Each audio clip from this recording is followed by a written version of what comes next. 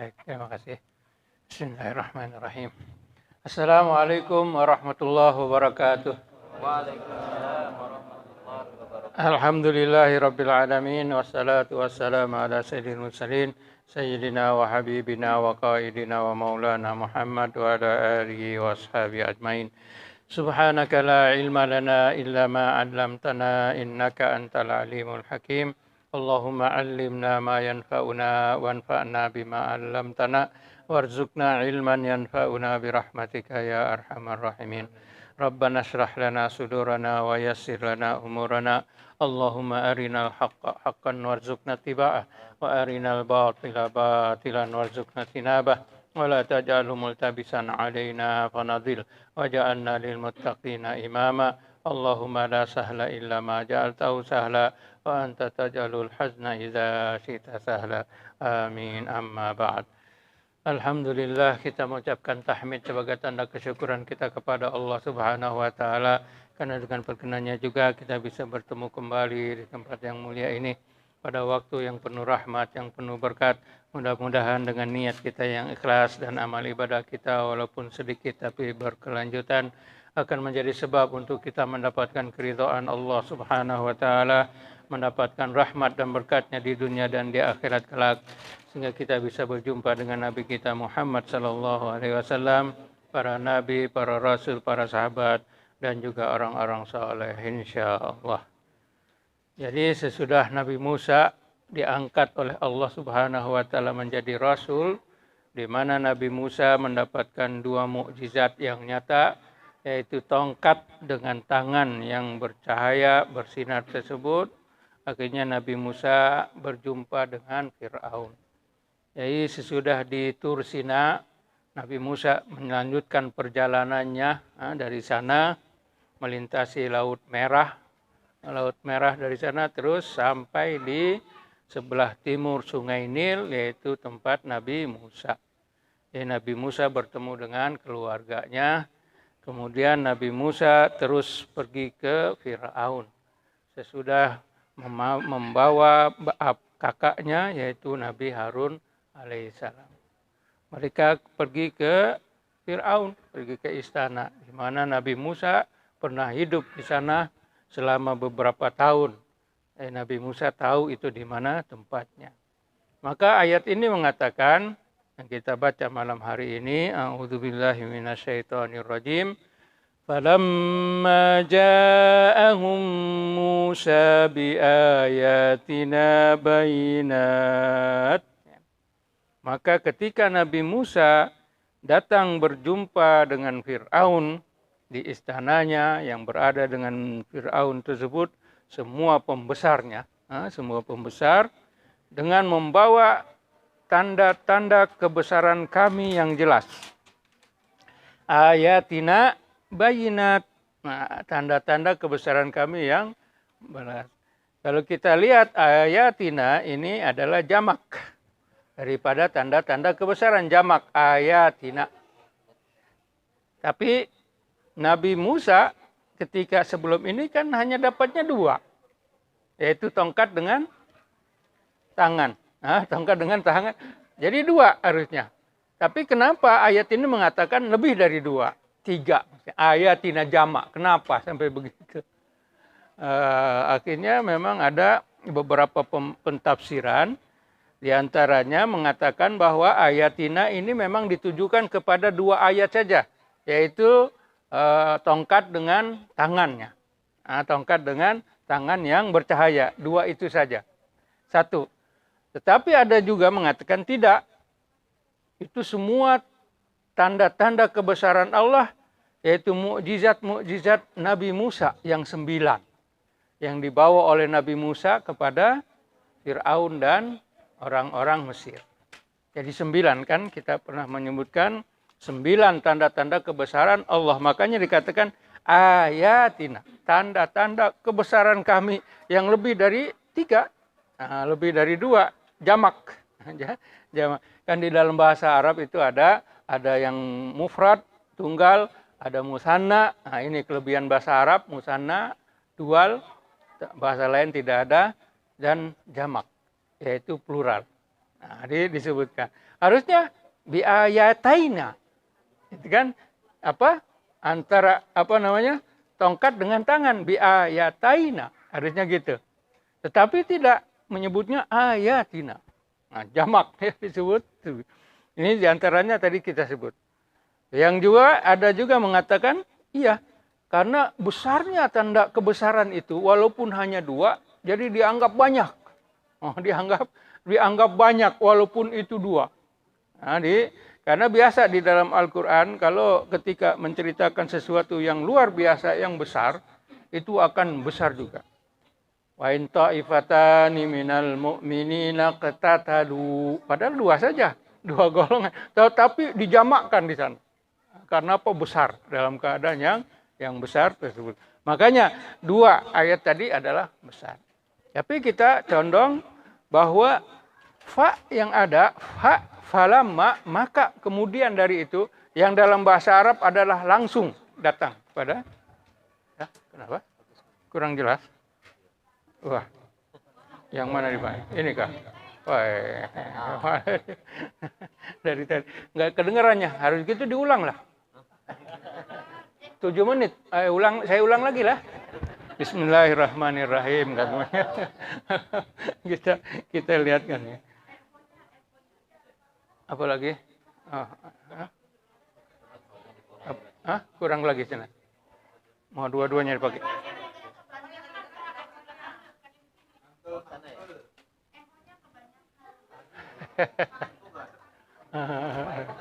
Wah, banyak.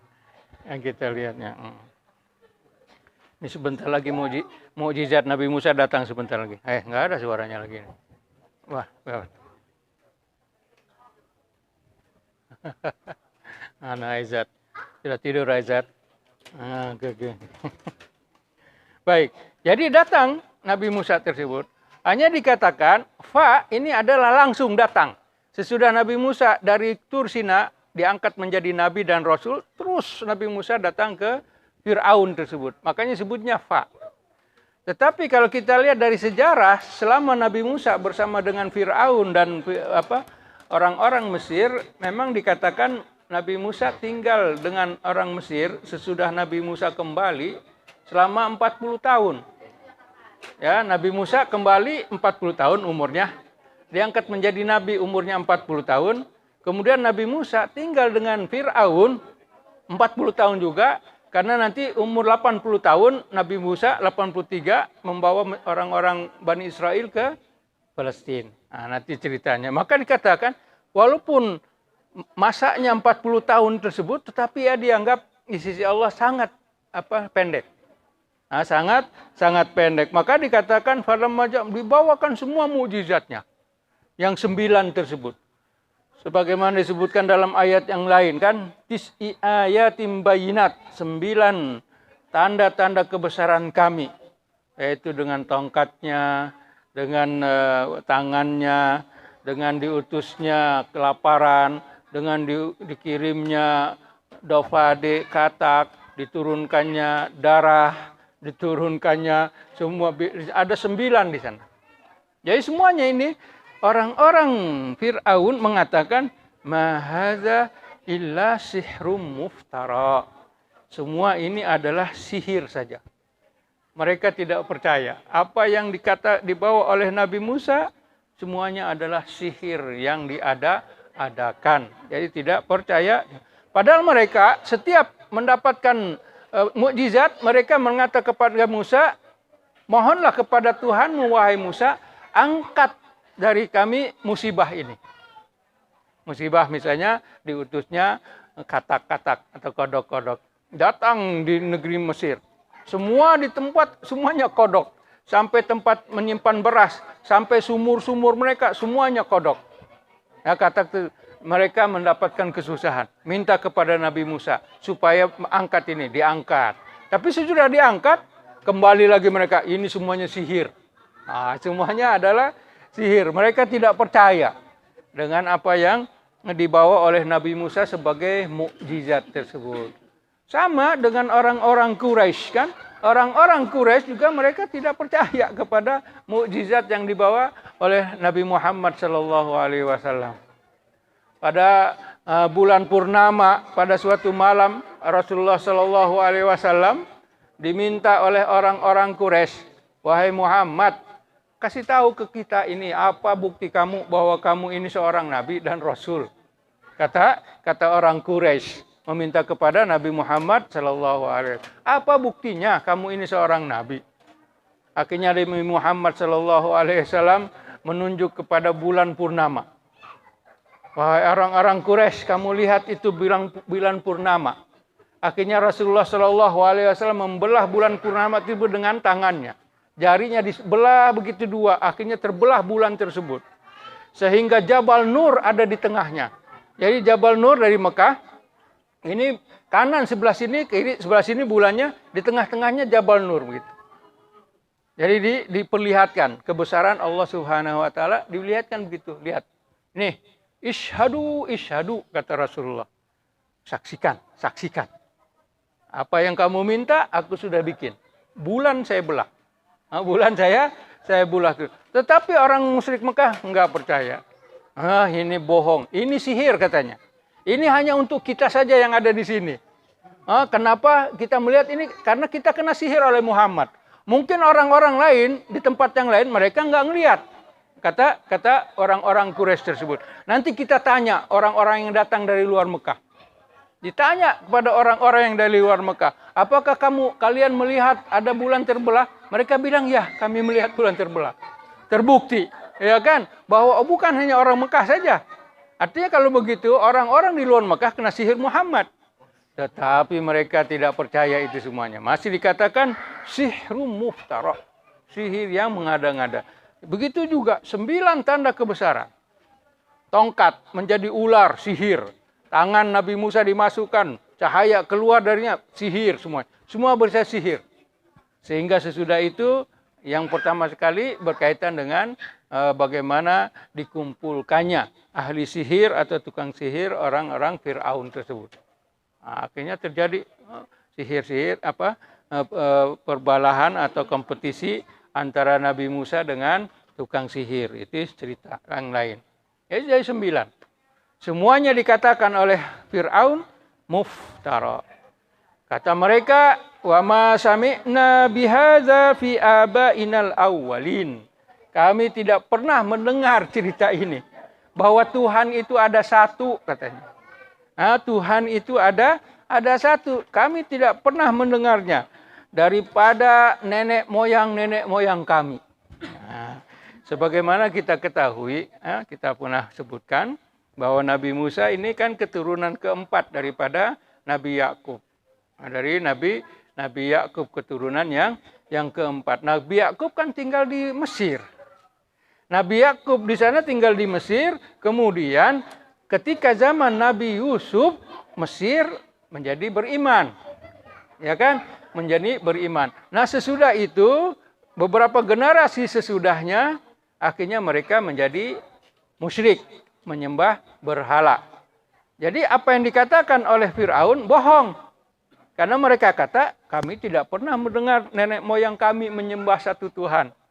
Fir'aun mengatakan begitu. Maka kita lihat waktu zaman Nabi Yusuf, Mesir dalam keadaan beriman. Ya kan? Apatah lagi ketika Nabi Yusuf tersebut menjadi pemimpin di Mesir. Maka dia katakan oleh Fir'aun, ma sami'na bihadza fi abainal awwalin. Sungguh kami tidak pernah mendengar cerita ini menyeru kepada Tuhan yang satu daripada nenek moyang kami. Di sini Nabi Musa menjawab, wa qala Musa rabbi a'lamu biman jaa'a bil huda. Nabi Musa menjawab, Tuhanku lebih mengetahui dengan siapa petunjuk ini dibawa, siapa yang lebih pantas petunjuk ini dibawa dari Allah Subhanahu wa taala untuk orang-orang yang diserukan. Petunjuk ini min indihi, dari Allah Subhanahu wa taala untuk hidayah. Untuk hidayah. Maka dari itu umat Islam sentiasa berada dalam hidayah. Karena apa? Karena kita sentiasa membaca doa dalam sembahyang kita. ihdinas siratal mustaqim. Ihdinas siratal mustaqim. Itu doa kita. Itu doa yang diajarkan oleh Allah untuk kita. Allah tidak menyuruh kita untuk berdoa untuk minta ini, minta itu, dapat rezeki ini, dapat kedudukan itu, dapat keluarga begini, dapat keluarga ini. Tidak. Allah mengajar kepada kita ihdina sebagaimana di dalam surat Al-Fatihah. Jadi itulah yang sebaik-baiknya, yaitu hidayah dari Allah Subhanahu wa ta'ala. Maka ada kata Nabi Musa, Allah Tuhanku, dia lebih tahu siapa yang lebih pantas untuk membawa atau menyuruh kepada hidayah tersebut. Di sini adalah Nabi Musa alaihissalam. Dengan siapa? Dengan Nabi Harun. Gitu ya. Wa man takunu lahu akibatud dar. Dan juga siapa yang akan mendapatkan kebaikan pada hari akhirnya. Pada akhirnya mereka akan mendapatkan kebaikan. Itu Allah Subhanahu wa ta'ala yang sangat mengetahuinya, yang maha mengetahui. Tetapi sebaliknya, orang-orang yang zalim tidak akan pernah menang. Walaupun mereka sesaat, setahun, 2 tahun, 3 tahun, 10 tahun, 40 tahun Nabi Musa, tapi mereka tidak pernah akan menang. Mereka tidak akan pernah. Nabi Nuh, bagaimana umatnya sampai 1000 tahun, kurang 50 diseru. 950 tahun itu berkuasa dalam keadaan zalim. Tapi tetap saja tidak menang. Akhirnya mereka semuanya ditenggelamkan oleh Allah Subhanahu wa ta'ala. Jadi walaupun mereka mendapatkan kekuasaan tersebut, karena mereka ini menganiaya zalim, makanya mereka tidak akan menang. Maka dari itu, siapa Nabi Musa ketika berada dengan Fir'aun tersebut, maka Fir'aun berkata, waqala Fir'aun. Memang ahli tafsir yang mengatakan bahwa ini adalah pertama sekali Nabi Musa bertemu dengan Fir'aun.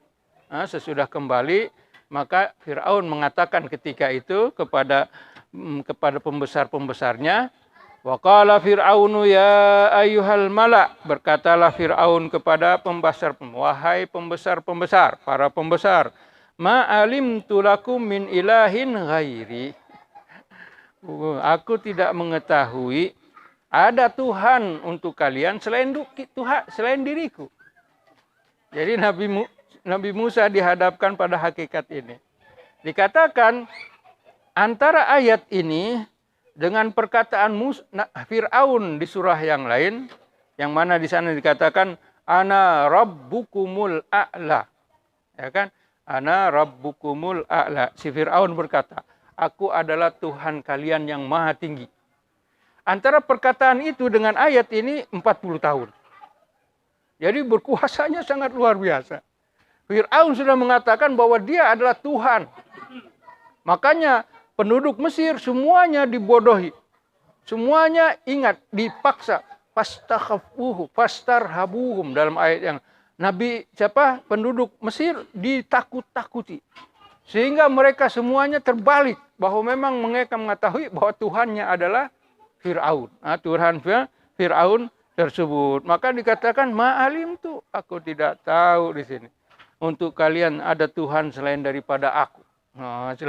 Dia juga berkata, lihat kepada Sungai Nil. Sungai Nil ini tajri min tahti, mengalir di bawah kekuasaanku. Padahal mengalir bagaimana di bawah kekuasaan dia? Masuk aja dia ke Sungai Nil, akan tenggelam dia, akan di bawah banjir oleh Sungai Nil. Tapi dia ngomong gitu, aku ini Sungai Nil ini dia atas perintahku dia mengalir.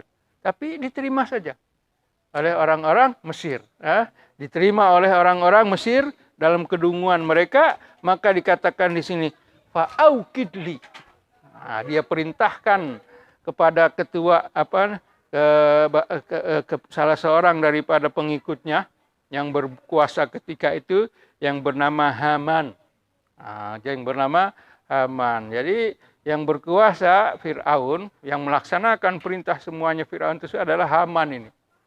Sedangkan konglomeratnya siapa? Si Korun.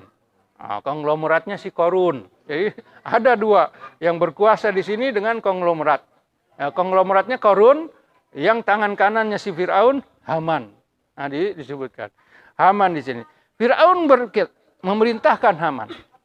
Bakarlah olehmu. Fa'aukid. Bakarlah olehmu daripada tanah liat. Fa'aukid li dari tanah liat.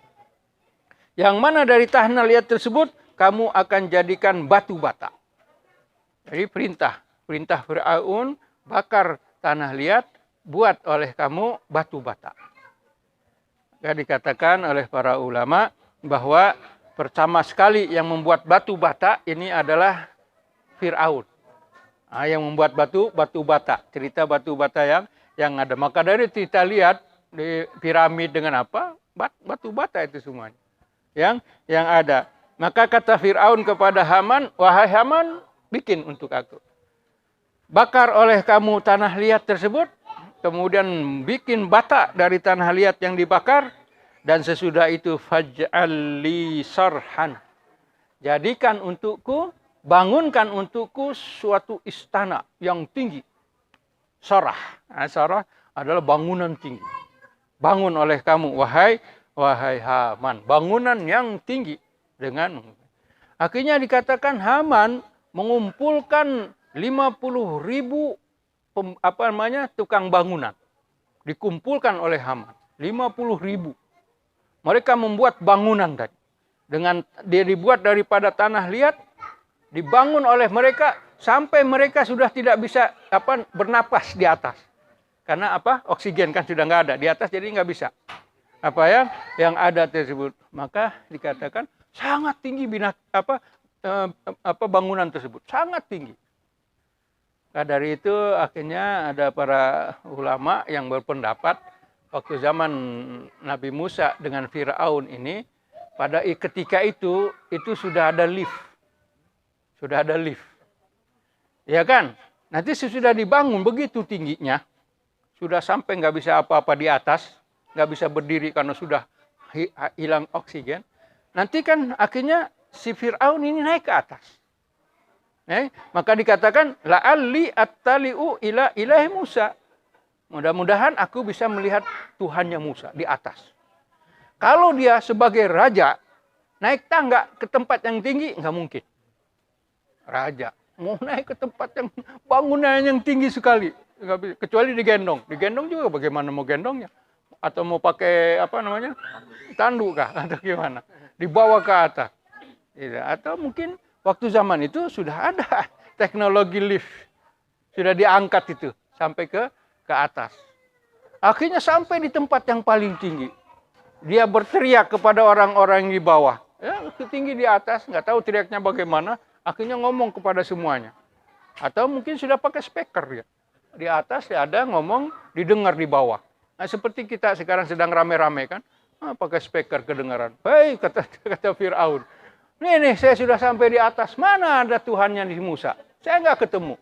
Akhirnya dia ambil panah. Panah dilemparkan panah tersebut ke atas. Dilempar ke atas, akhirnya apa yang ada dengan tanah turun lagi ke bawah dengan berdarah. Anak panah yang berdarah. Akhirnya dia bilang, lihat nih, Tuhannya si Musa telah aku bunuh. Lihat ini berdarah. Padahal itu Allah Subhanahu wa taala mengirimkan malaikat Jibril dengan burung yang ada di atas. Yang di atas sana terkena burung tersebut. Akhirnya makanya darah. Dan dia berkata, lihat ini. Siapa Tuhannya Musa sudah aku bunuh. Dengan berkata, makanya dia bilang, wa inni la'azunnuhu minal kadzibin. Aku menyangka, aku yakin bahwa Musa ini termasuk orang-orang yang berdosa. Orang-orang yang berdosa. Itu sebaliknya. Yang berdusta adalah si Fir'aun. Tetapi dia ini yakin. Siapa? Si Fir'aun bahwa Musa ini adalah berdusta. Berdusta apa? Perkara yang ada disebutkan tadi. Yang atas. Ketika datang kepadanya, tanda-tanda kebesaran Allah. Bukan berdusta karena Nabi Musa seorang Rasul. Fir'aun dengan yang lain mengakui memang Musa seorang Rasul. Musa mengakui Musa sebagai Rasul. Tapi karena kesombongannya, karena keangkuhannya, Mereka tidak mau menerima bahwa Musa adalah seorang rasul. Mereka tahu itu. Maka mereka tahu. Sama seperti Nabi Muhammad, ya kan? Semua orang Quraisy tidak terkecuali semuanya tahu bahwa Nabi Muhammad adalah nabi. Abu Jahalnya, Abu Mu'idnya, Abu Lahabnya, Mughirah bin Syu'bahnya, Umayyah bin Khalafnya, semuanya tahu Muhammad ini seorang nabi, tahu itu. Tapi mereka, keangkuhan mereka, akhirnya mereka tidak mau menerima Nabi Muhammad sebagai nabi dan rasul. Ini juga Fir'aun begitu. Dia berkata, Musa lah yang termasuk yang berdusta. Jadi diangkat. Nah, ketika diangkat di atas tersebut, akhirnya ketika Nabi Musa tentu berada di bawah, Fir'aun berada di atas, dia berkata, tidak ada Tuhan selain aku sebagai Tuhan. Akhirnya malaikat Jibril turun. Malaikat Jibril turun dan menghempaskan sayapnya di bangunan tersebut. Bangunan yang dibangun tinggi oleh Haman dan tukang bangunannya, 50.000 orang. Lihat 50.000 orang. Bukan sedikit. Jadi dibangun begitu tinggi, begitu kokoh, dihempas oleh sayap malaikat Jibril. Akhirnya roboh menjadi 3 bagian. Menjadi tiga bagian. Sebagian turun, rubuh ke tentara-tentara Fir'aun. Sehingga mereka semuanya terbunuh. Dalam kasus ini semuanya terbunuh tentara-tentara Fir'aun. Yang separuh lagi jatuh ke sungai. Sungai Nil. Sungai Nil yang ada. Dan separuh lagi yang ketiganya jatuh ke arah barat. Arah barat mananya ke Afrika ke sana. Dari Mesirnya tersebut. Jatuh gitu. 3 setelah dihempaskan oleh malaikat Jibril tersebut. Bangunan itu hancur. Sekarang kita tidak lihat. Karena dikatakan oleh para ulama, itu adalah bangunan yang tertinggi yang pernah dibuat oleh manusia. Bangunan tersebut yang pernah dibuat oleh manusia. Tetapi ada lagi sesudah itu bangunan yang lebih tinggi lagi. Yaitu yang dibuat oleh tentara Nabi Sulaiman. Hanya Nabi Sulaiman dengan Nabi Musa, doa Nabi Sulaiman belum bisa. Karena Nabi Musa duluan. Nabi Sulaiman berdoanya, wahai Tuhan, anugerahkan kepada aku kerajaan yang tidak pernah engkau berikan lagi sesudah aku. Tapi Nabi Musa kan datang sebelumnya. Akhirnya katakan begitu tingginya bangunan tersebut. Tentara Nabi Sulaiman, yaitu tentara jin dan manusia, mereka dikatakan syamikhat, membuat bangunan-bangunan tinggi. Bangunan-bangunan tinggi sudah ada dari zaman dahulunya. Khususnya Al-Quran menceritakan dari zaman Nabi Hud. Jadi kaumnya, bangsanya Nabi Hud ini membuat bangunan-bangunan yang tinggi. Bangunan-bangunan yang tinggi. Yang kita lihat di mana? Di Yaman. Makanya kita cerita apartemen-apartemen atau kita lihat kondominium yang sekarang ini. Yang pertama sekali yang membuat adalah orang-orang Yaman. Apalagi waktu zaman Nabi Hud alaihissalam. Karena Nabi Hud berada di antara Yaman dengan Oman. Yaman dengan Oman. Di satu kawasan di sana. Jadi begitu. Paling tinggi bangunan tersebut. Hancur sekarang. Dibuat hancur hanya sekejap. Hanya sekelip mata hancur. Apa yang dibangun oleh Fir'aun tersebut. Maka Fir'aun wastakbara huwa wa junuduhu. Menyombongkan diri. Siapa? Fir'aun tersebut. Menyombongkan diri Fir'aun dan tentaranya. Karena di sini bukan orang Mesirnya. Kalau yang lain dan kaumnya. Kalau Nabi Hud ketika menyebut kaumnya, kaum disebut. Nabi Soleh, kaumnya. Nabi Nuh, kaumnya. Tetapi Fir'aun enggak disebut dengan kaumnya. Yang disebutnya adalah junuduhu, tentara-tentaranya. Yang sombong, melakukan tidak ada alasan dengan kebenaran, mereka menyombongkan diri di dunia. Jadi sini hanya Fir'aun dengan bala tentaranya. Sedangkan orang Mesirnya tidak masuk. Yang lain-lain, perempuannya kah, orang-orang biasa kahnya, yang bukan tentaranya, mereka tidak masuk dalam kategori ini. Yang sombong di sini adalah Fir'aun dengan bala tentaranya tersebut di muka bumi dengan tanpa alasan yang benar, dan mereka menyangka bahwa mereka tidak akan kembali kepada Allah Subhanahu wa Ta'ala. Dia pikir begitu. Orang-orang yang zalim ini biasa begitu. Dia pikir nggak akan kembali kepada Allah. Terus aja dia bikin kezalimannya. Terus aja dia menganiaya. Nggak akan. Katanya nggak akan ketemu. Nggak akan kembali kepada Tuhan. Hidup sekarang saja. Nah, hidup sekarang, ya apatah lagi kalau mereka punya kepercayaan yang lain. Seperti Fir'aun dengan tentaranya. Punya kepercayaan lain. Bahwa nggak ada surga, nggak ada neraka. Sekarang aja hidup. Nah, seperti begitu. Nah, itu kan kepercayaan.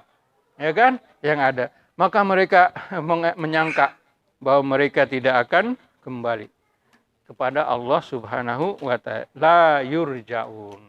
Nah, dalam kesombongan begitu, akhirnya Allah Subhanahu wa Ta'ala menurunkan hukumannya. Fa akhaznahu wa junuduhu. Maka kami hukum si Fir'aun dan juga bala tentaranya. Apa hukumannya? Ini last. Hukuman yang terakhir. Ya kan? Sesudah 9 tanda-tanda yang ada sebelumnya, ini adalah yang terakhir. Yaitu dengan ditenggelamkan. Fanabaznahum fil yammi. Maka kami tenggelamkan mereka di laut. Fil yammi. Maka terjadilah Exodus dengan ceritanya. Nabi Musa membawa Bani Israel. Pada suatu malam, Nabi Musa menyeru Bani Israel semuanya untuk keluar dari Mesir. Malam hari itu dikatakan sesudah Isya. Jadi ada perjalanan dari Isya sampai ke subuh. Lebih kurang misalnya 10 jam gitu ya.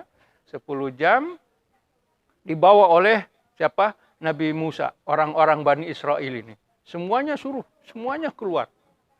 Dikatakan sampai membawa 600.000 orang. 600.000 orang Bani Israel dibawa oleh siapa? Oleh Nabi Musa. Kalau kita lihat 600.000 dengan 4 generasi bisa jadi itu. Ya kan, Nabi Adam aja 2 generasi hidup punya keturunan 400.000. Nabi Adam sendiri. Kan Nabi Adam ini hidup sampai anak dengan cucunya sampai jumlahnya semuanya 400.000. 400.000 keturunan. Satu Adam itu. Adam 400.000. Jadi semua penduduk Brunei. Penduduk Brunei 400.000, Adam masih ada ketika itu. Ya kan? Maksudnya masih ada. Jadi seperti begitu. Jadi kalau ini 4 generasi, bisa jadi 600.000 dari Bani Israel tersebut yang dibawa oleh Nabi Musa. Malam itu semuanya bergerak. Mungkin itu sudah ketetapan Allah. Sehingga orang-orang Mesir, Fir'aun, dengan tentaranya tidak tahu bahwa Nabi Musa bergerak. Sudah keluar dari apa? Seperti kisah Nabi Muhammad, hijrah. Tahu-tahu Nabi Musa nggak tahu. Tahu-tahu sudah keluar. Sampai aja di mana? Di Madinah. Ini juga begitu. Jadi Nabi Musa membawa Bani Israel keluar dari sana. Sehingga disebutkan bahwa Nabi Musa sampai sempat mengambil Nabi Yusuf di dalam dari sungai Nil. Jasad Nabi Yusuf yang ditanam, yang dikubur di tengah-tengah sungai Nil. Sampai Nabi Musa masih sempat membawanya. Karena itu adalah amanah Nabi Yusuf. Nanti kalau kamu keluar, bawa saya. Karena Nabi Yusuf meninggal di Mesir. Nah, sesudah katanya Nabi Yusuf dengan Bani Israel masih tetap ada di Mesir. Sampailah Nabi keluar Bani Israel dari Mesir. Dan memang sudah ada wasiat dari Nabi Yusuf. Kalau keluar, kamu bawa saya. Tapi orang Mesir nggak tahu di mana kuburannya. Nah, kuburan Nabi Yusuf nggak ada yang tahu. Kecuali nenek-nenek ketika itu. Nah, nenek-nenek yang kasih tahu, nenek-nenek Bani Israel yang tahu di mana tempatnya. Nabi Musa mengambil, diangkat, digotong, dibawa untuk keluar dari masjid. Jadi dari malam sesudah Isya sampai sebelum subuh. Nah, ketika subuh sudah hidup lagi, mulai kota Mesir atau negeri Mesir hidup lagi. Hanya ketika itu sudah mereka lihat kok nggak ramai, sepi. Pagi-pagi di kota Mesirnya, di negara Mesir, kok ini sepi, nggak ada orang. Biasanya kan penuh. Penuh-penuh. Siapa? Kebanyakan yang bekerja kan Bani Israel. Nah, tukang rotinya kah? Tukang restorannya kah? Apa semuanya pagi-pagi biasa ada. Tapi ketika itu dilihat semua nggak ada, kok sepi. akhirnya diberitahukan kepada Fir'aun bahwa Bani Israel sudah lari, sudah keluar. Sudah keluar. Makanya sejak itu fa'atba'uhum. Mereka akhirnya mengejar Nabi Musa dengan Bani Israel tersebut. Sampai di Laut Merah. Nah, sampai di Laut Merah akhirnya fanabadznahum fil yammi. Kami tenggelamkan. Mereka. Siapa mereka? Fir'aun dan bala tentaranya. Orang Mesir yang lain enggak. Nah, orang Mesir yang lain semuanya selamat. Nah, selamat yang ada. Tapi Nabi Musa dengan Bani Israel tersebut selamat. Fir'aun dan tentaranya tenggelam. Tapi dikatakan dalam riwayat Nabi Musa membawa 600.000 orang Bani Israel. Tetapi Fir'aun dengan tentaranya dikatakan berapa jumlahnya? Sampai mereka mengatakan alfin wasittumia alf katanya. 2.600.000. Tentara siapa? Tentara Fir'aun. Begitu banyak. Begitu banyak tentara Fir'aun. 2 juta tentara tersebut. Maka dibawa sampai di yang dalam menentukan tempatnya ini berbeda. Para ulama mufassirin berbeda. Ada yang mengatakan bahwa itu adalah di Laut Merahnya. Ada yang mengatakan itu di Teluk Aqabah. Antara Mesir dengan Saudi dan Yordania. Ada yang mengatakan begitu. Ada yang mengatakan ini di Sungai Nil. Kalau yang di Sungai Nil nggak mungkin. Ya kan? 2 juta dengan 700 gampang saja cepat. Tapi kalau dibawa ke Teluk Aqabah juga memang mengatakan karena di Teluk Aqabah sekarang ini ada satu kota yang dikatakan ini ada tempat menyeberangnya Nabi Musa dulu. Pergi ke sebelahnya. Ada yang mengatakan di sana. Kalau ke situ, kalau kita lihat itu terlalu jauh dari Mesir. 1 malam itu nggak mungkin. Dikatakan. Akhirnya yang tepat adalah yang di Laut Merahnya. Yang sekarang ini Laut Merah antara yang sebelum atas terusan Suez. Terusan Suez di situ ada Laut Merah. Karena mereka akan lalu di sana dan mereka akan lalu ke Sinai. Ke Gunung Sinai lagi, disitulah ada. Akhirnya memang kita melihat apa yang dikatakan para ulama, memang dia melalui Laut Merah tadi. Laut Merah yang ada sampai dibawa ke sana. Semuanya ditenggelamkan oleh Allah Subhanahu wa Ta'ala. Tidak ada yang terselamat. Nah, tidak ada yang terselamat. Walaupun dikatakan Fir'aun hampir saja selamat, tetapi dia juga tidak selamat. Karena ketika tenggelam begitu, Fir'aun berkata, amantu, aku beriman kepada Allah. Sebagaimana amanat bihi Banu Israel. Sebagaimana Bani Israel beriman. Tapi sekarang sudah yugarir, sudah nazak, sudah sakaratul maut. Tidak diterimalah taubatnya. Tidak diterima taubatnya oleh Allah Subhanahu karena sudah sampai. Dia waktu tenggelam dia berkata begitu. Aku beriman sebagaimana orang-orang Bani Israel beriman. Ya, beriman kepada Allah Subhanahu wa Ta'ala. Bahkan dikatakan supaya dia tidak mengulang-ulang begitu, malaikat Jibril dikatakan memasukkan tanah ke mulutnya. Supaya nggak bisa ngomong. Dimasukkan begitu. Tapi apa? Karena malaikat Jibril juga tidak mau dia beriman. Kalau dia beriman, akhirnya nanti dia akan selamat lagi. Tetapi Allah sudah mengatakan. Hanya Allah di sini mukjizatnya. Al-yauma nunajjika bibadanika. Pada hari ini kami menyelamatkan engkau dengan badanmu sekalian. Litakuna ayatan liman khalfaka. Akan menjadi tanda untuk orang-orang yang datang sesudah kamu. Makanya katakan sampai sekarang ada. Oh, siapa?